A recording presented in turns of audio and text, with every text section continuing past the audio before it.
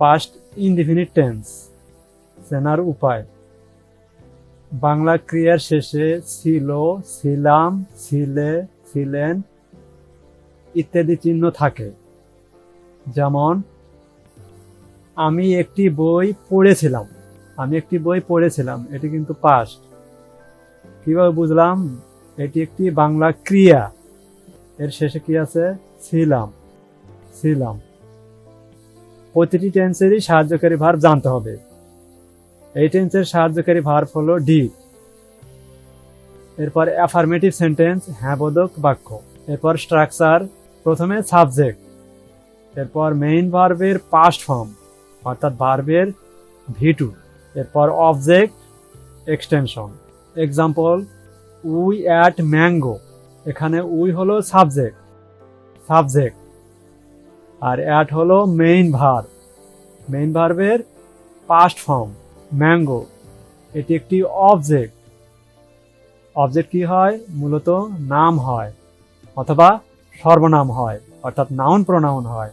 আমরা যেমন present indefinite টেন্সে শিখেছিলাম অ্যাফার্মেটিভ সেন্টেন্সে ডু ডাজ ব্যবহৃত হয় না, অনুরূপভাবে এখানে ডিড ব্যবহৃত হয় না। এরপর নেগেটিভ সেন্টেন্স, না বোধক বাক্য। স্ট্রাকচার, প্রথমে কি হবে?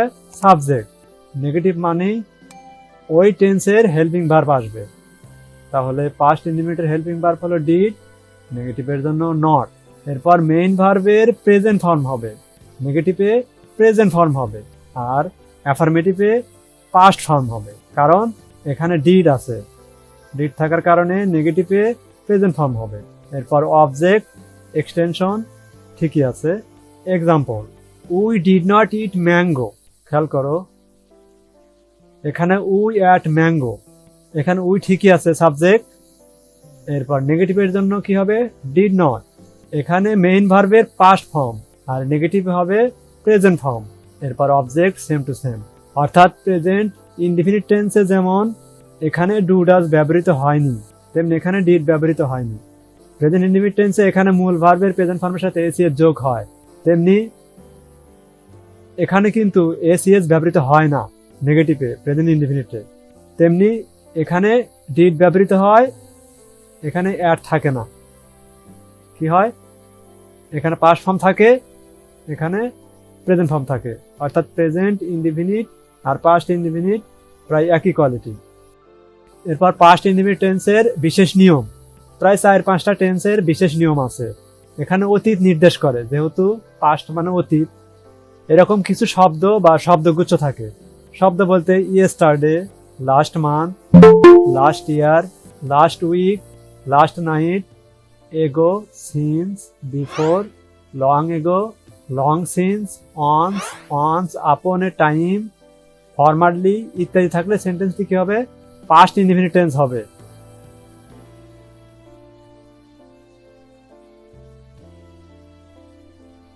মিট করে রেখে ক্লাসটা দেখো। যেমন he went to Dhaka yesterday, এখানে ইয়েস্টারডে এই শব্দটি একটি বিশেষ শব্দ।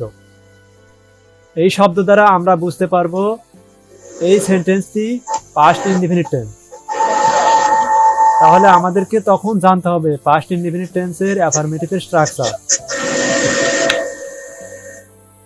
অর্থাৎ সাবজেক্টের পরে কি হবে? অ্যাফার্মেটিভে ভি2 হবে, এরপর অবজেক্ট, এরপর 2, as if, as though, wish, fancy, it is time, it is high time ইত্যাদি থাকলে সেন্টেন্সটি পাস্ট ইনডিফিনিট টেন্স হয়, অর্থাৎ এই শব্দগুলো মুখস্থ রাখতে হবে।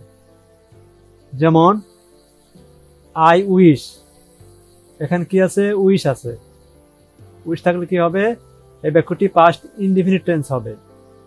যেমন প্রেজেন্ট ইনডিফিনিট টেন্সে আমরা এখানে কি দিতাম? এখানে আই অ্যাম এ কিং এরকম কিছু দিতাম, হি ইজ এ কিং এরকম দিতাম। তাহলে এখানে কি হবে? অজয়ার হবে, তাহলে আয়ের সাথে কি হবে? অয়ার হবে। অথচ অয়ার কিন্তু পাস্ট কন্টিনিউয়াস টেন্সের হেল্পিং ভার্ব, কিন্তু এখানে বি ভার্ব হিসেবে ব্যবহৃত হচ্ছে। এখন আমরা সেইটা বিস্তারিত জানতে পারবো। 3, পাস্ট ইনডিফিনিট টেন্সে অজ, অয়ার, হ্যাড মেইন ভার্ব হিসেবে ব্যবহৃত হয়। যেমন প্রেজেন্ট ইনডিফিনিট টেন্সে am, is, are, have, has main verb হিসেবে ব্যবহৃত হতো, এখানে তেমনি was were had main verb হিসেবে ব্যবহৃত হয়, কারণ এগুলো দ্বারা অতীত নির্দেশ করে। কারণ এখানে বাক্যে অন্য কোনো মেইন ভার্ব থাকবে না, তখন এরা মেইন ভার্ব বা বি ভার্বের ভূমিকা রাখবে। যেমন হি ওয়াজ এ স্টুডেন্ট, আমরা প্রেজেন্ট ইনডিফিনিট টেন্সে দেখেছি এখানে ছিল he is a student, I M a student. তার মানে আই এম এ স্টুডেন্ট মানে আমি একজন ছাত্র, এটা present. R he was a student, সে একজন ছাত্র ছিল, এখন হয়তো টিচার, ওয়ার্কার বা আদার্স কিছু। আচ্ছা, আমি এতক্ষণ যা বুঝাইলাম সেটা আমি সামারি আকারে বুঝাই।